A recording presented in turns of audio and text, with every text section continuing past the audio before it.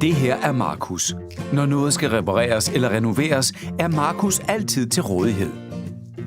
Tager man fat med så stor begejstring, har man selvfølgelig også brug for det rigtige værktøj. Nu har Markus fået et nyt værktøj, så han kan klare alt malerarbejde hurtigt og pålideligt. PFS 3000-2.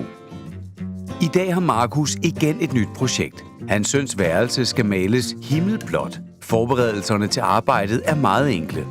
Allerførst samles sprøjtepistolen og basisenheden med luftslangen.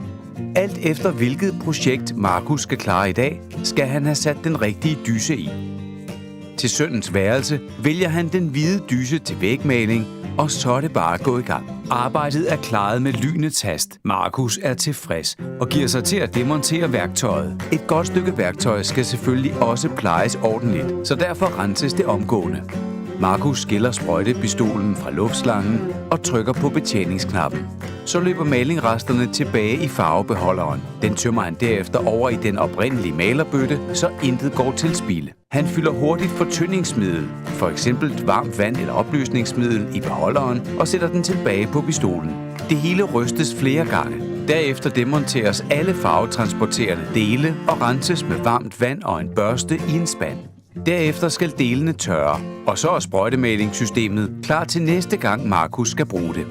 Sprøjt i stedet for at male med pensel. Rent, grundigt og nemt med sprøjtemalingssystemerne fra Bosch.